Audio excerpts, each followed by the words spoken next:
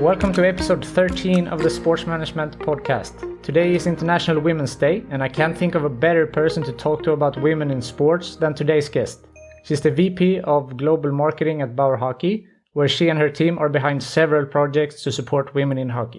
She's also a senior advisor to PWHPA, Professional Women's Hockey Player Association. Welcome, Mary-Kay Messier. Thank you so much for having me. It's a great honor to be with you on International Women's Day. Thank you so much for taking the time. Before we jump into all the great initiatives for the women's hockey, can you just tell us a little bit about your role as Vice President of Global Marketing at the Bauer Hockey and what you're doing there? Sure. Well, I'm very fortunate to be in the role that I am with such an incredible team at Bauer Hockey, the number one leading brand in the world of ice hockey equipment. And in my role, I basically, lead the team in all our marketing functions. And excitingly, we have, a creative team in-house. So that's really exciting because I believe the future in marketing is really around content. And I think our team does an amazing job of creating content that really resonates and engages, people in the hockey community all over the world. It also entails sports marketing. So all our elite athletes on the men's and the women's side, and how we bring products to life in the market. So in a way that is unique and represents and reflects the incredible innovation and technology that we have in all of our gear. Yeah, and there are so many great initiatives to look back to. And I thought that before we jump into the women's hockey and of course on the International Women's Day, if we just jump back a little bit, everyone knows it was a difficult year, 2020. We had the COVID-19 pandemic. And Bauer did a great thing there when they shifted to PPE. Yes, it was really incredible. I think, as hockey was shutting down, obviously our plants shut down as well. However, our people didn't. And our team in Blainville, which is, basically the NASA of hockey, where our engineers are, they started thinking about how could they help. Would there be any way they could put their skills and expertise to make a difference and help the frontline workers? I think many people in our company have relationships with frontline workers, whether doctors, nurses, first responders. And so they got together and figured out how they could create the medical shields and repurpose our plants to manufacture. And then, of course, it was up to us to figure out how to get them out to these frontline workers. So we went on the media, and within 48 hours, we had orders for over 1 million units. And I think, the story is so incredible because it really is about a team stepping up to really give back to the entire community. And our team not only led the march on creating and manufacturing face shields, but then also publishing what is generally considered trade secrets in how we manufactured and what we did with our plant to allow other companies to do the same and cut down on the time that it would take to ramp their plants up. And our team also worked incredibly hard to help facilitate those relationships. So I think for all of us at Bauer Hockey, it was one of the proudest moments of our team. And just to see, the impact of that and see our Bauer logo on these medical shields with people that were risking their lives to help support those in greatest need. Yeah, a great way to give back to the first responders and everyone in the front line for sure. And then the next campaign after that was, I think, Can't Beat Hockey. Yeah, we basically sort of pivoted from, although we continued to manufacture PPE and continue to help first line responders, we wanted to turn our attention to the hockey community that was also struggling to figure out a way how we could first and foremost support families and help keep their kids or get them back on the ice. So we did several initiatives all over the world to also help our retail partners. Just part of it was really sharing the energy that people felt around hockey, our resiliency as a community. And that's kind of the tagline, right? Can't beat hockey. You just, no matter what, we'll just continue to figure out how to make it work, whether that means playing on ice or playing at home or playing outdoors.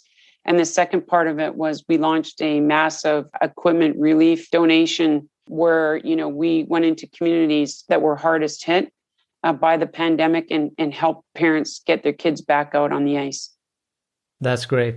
Now in 2021, it was Black History Month in February. Mm-hmm. And Bauer went together with some NHL athletes to remember Willie O'Ree.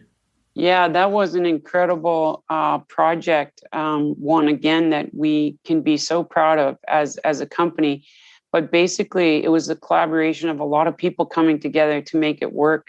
It started with a really incredible product, our skate, but collaborating with Terry Smith, who's an incredible artist who, if people don't know, designed the San Jose Sharks logo. Eustace King, who is an amazing agent and represents Wayne Simmons and Willie O'Ree and JT Brown and other incredible athletes. He came together with us and Wayne Simmons, and they really worked together to design that graphic, which is so powerful.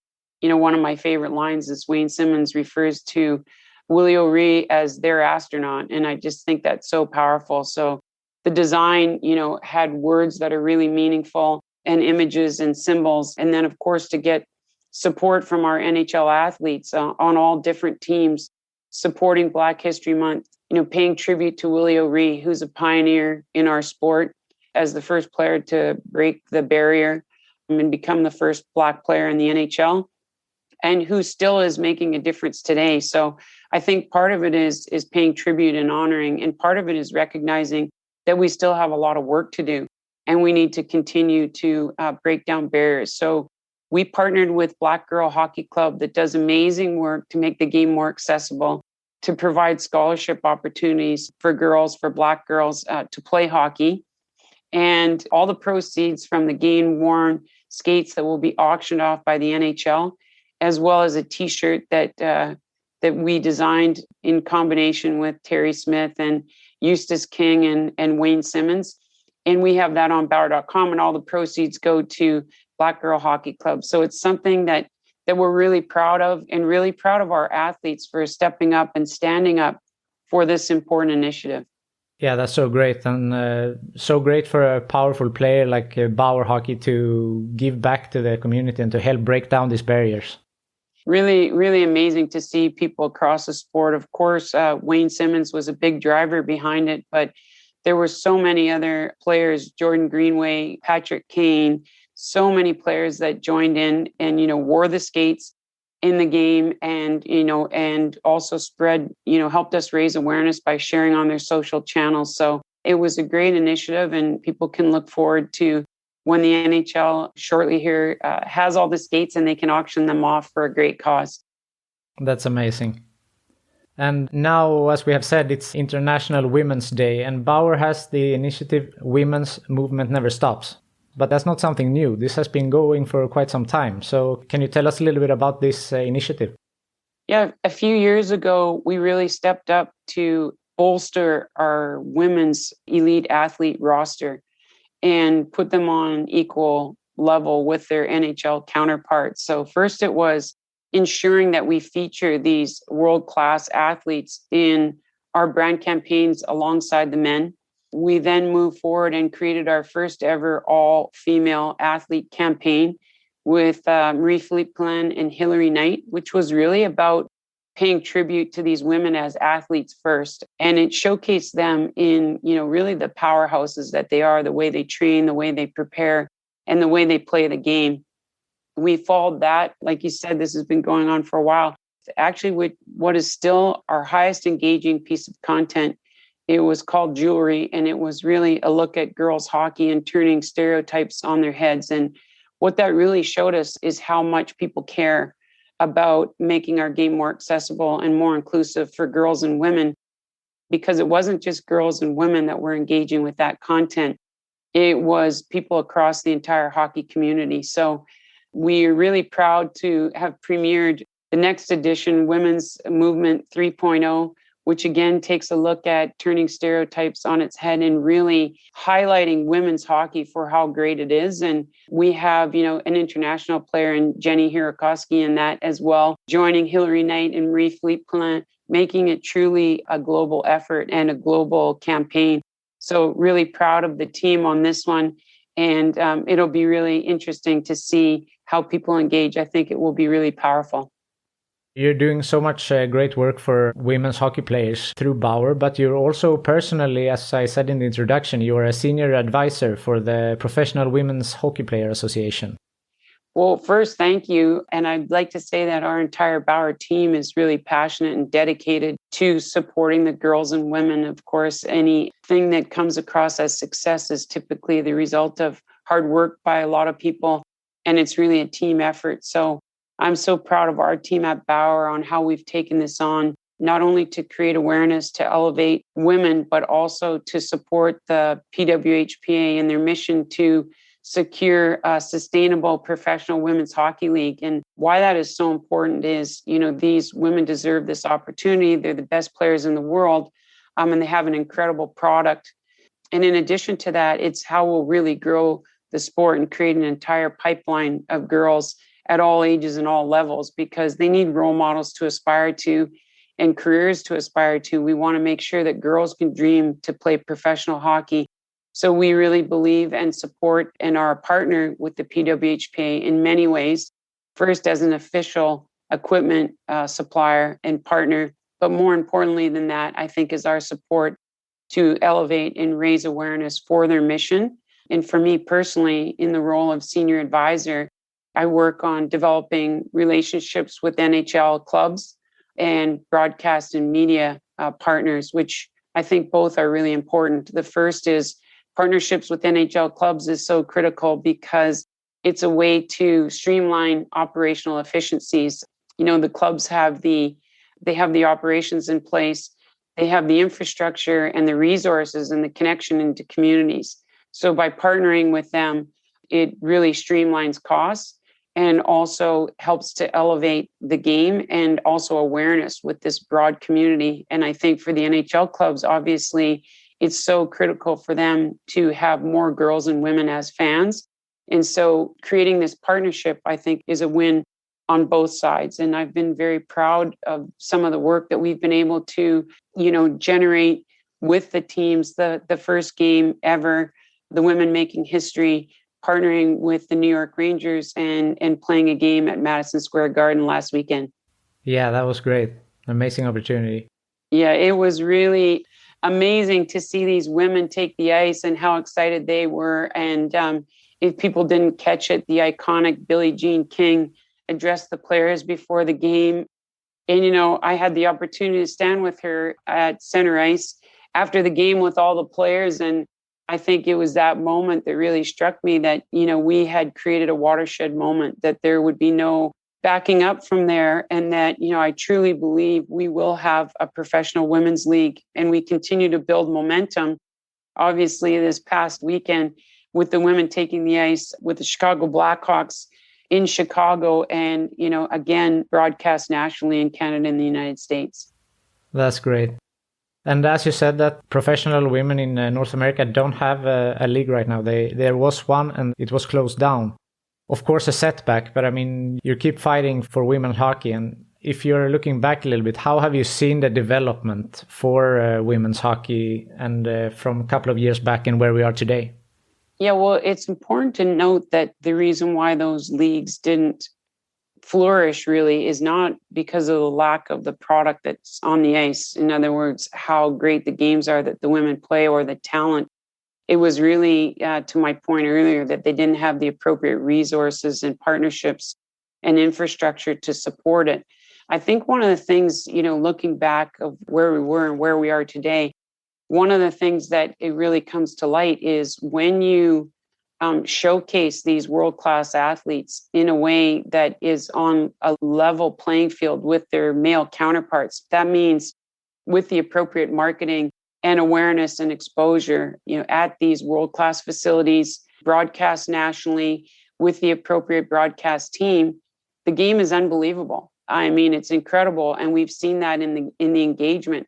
So what it really points to is they need to be showcased at the right level. And anyone who watches the Olympics sees that these games sell out and their viewership is huge. Rivalry on ice is another example. And even just last year, when the women took the ice at the NHL All-Star event, you could make the argument that they stole the show.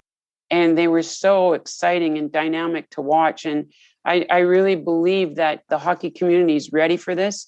They've demonstrated that by stepping up and supporting the women. And as I said, the engagement around these first two showcases has been amazing. And we're moving forward with at least one more in the US and more of a tournament style showcase in Canada, which I think will be amazing. So once the league is, I think what's maybe exciting to your listeners in international markets is that once there is a professional league, the opportunities will be available for the best women all over the world to play in that league, just as we see in the NHL. So many superstars come from, all the different countries, Sweden, Finland, Germany, Russia, so this will be the same opportunity for women, which I think is really the most exciting thing and what makes it truly global. Definitely. And because of the lack of a league in North America, a lot of players are now coming to the Swedish league. We are spoiled with the great women's hockey here now. And I mean, it's what you say, that if there is a women's league in North America, there will be the same as it is now with the men's NHL, that this will be the top league in the world. I mean, it's so impressive, right? And you're right. I think, in Sweden, you're so much more progressive and the women have those opportunities, which is amazing. And, some may continue to make that decision. But I think what is really important is that, girls have grown up, maybe dreaming of playing in the National Hockey League, to be told over and over again that that's not possible. And that's why it's so critical for there to be a professional women's league so that little girls can watch and actually dream and aspire to play professional hockey. And I had so many people reach out to me after these games were televised, mothers saying and fathers saying, wow, to watch these games with my daughters, they're glued to the TV and they're so inspired by this. And to hear from little girls saying, like, thank you for helping me believe that I can dream to play professional hockey. So I think, we have so much momentum. I really believe this is our time and this is our movement that started so many years ago. But we're at a tipping point right now. And so that's why it's so important that we move forward and continue to press forward and challenge any stereotypes and also ask people across the world and across the hockey community and outside our community to step up and support the women and create more opportunities for girls and women. We need more girls playing hockey, but we also need more women in our industry across our sport, coaching, advising, as general managers, scouting, and in different marketing roles, in roles like you're taking, in broadcast and all different types of media, to really foster this belief that if she sees it, she can be it. And I think we're one step closer, one giant step closer to that today. Definitely. And you and your brother has used his foundation to collect money that will go directly to women's hockey. Yeah, thank you so much for mentioning that. I reached out to my brother. I believe he's one of the greatest leaders in all sports, and I believe we need leadership, and we also need to hear men's voices. Women empower women, and that's really important. But we also need men to empower women and to stand up and support.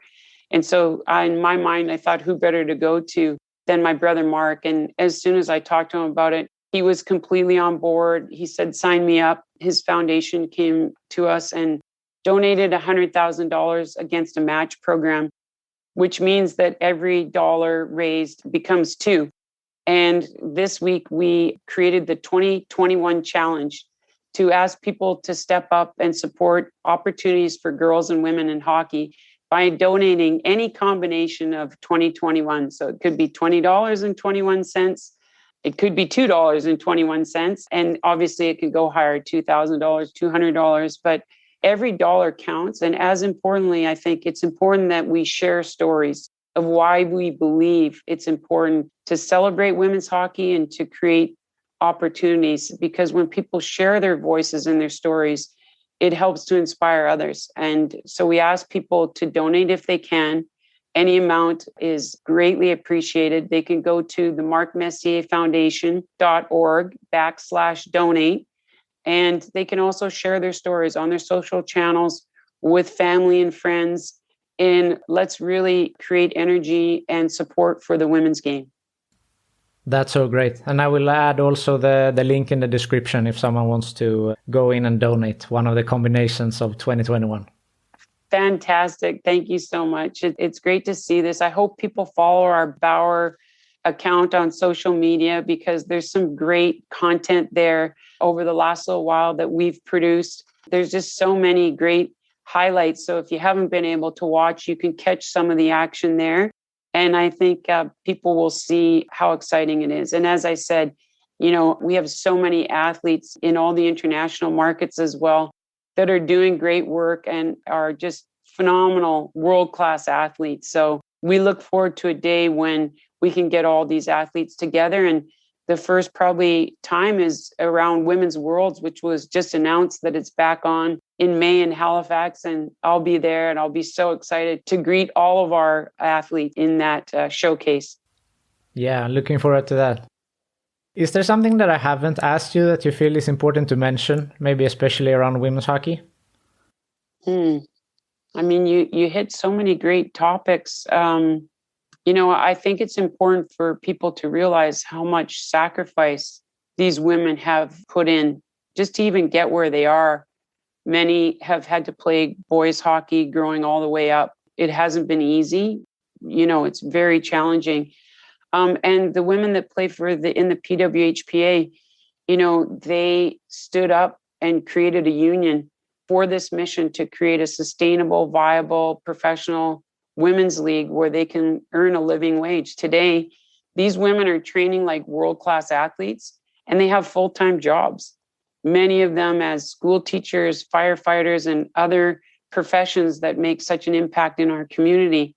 And so, in some of them, in what would be considered the pinnacle of their career, they're not playing until they get this professional league. So in this showcase, they're really demonstrating and showing the world that they deserve to have a league. And I think that's really important to note. Their sacrifice is really for the next generation so that they have dreams that they can aspire to. And I'm just so blown away by their sacrifice, by these women, the role models they are and the ambassadors they are for our sport. We need them. We need their voices and we need their leadership to make our game more inclusive and diverse.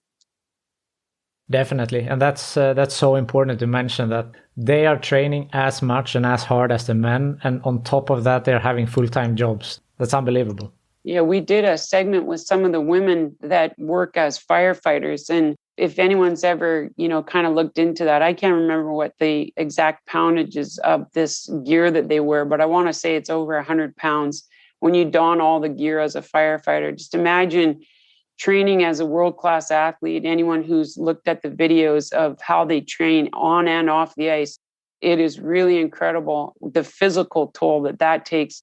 And then to leave that training and to go work as a firefighter for an 8 or 12-hour shift is pretty mind-boggling. And just to hear their voices. So we actually produced a segment on that. And again, people can see that on our Bauer social channels on Instagram. And I think it's really amazing. And it's a tribute to these women, but it also calls out the importance of creating a professional league so that they can be professional athletes full-time. Definitely.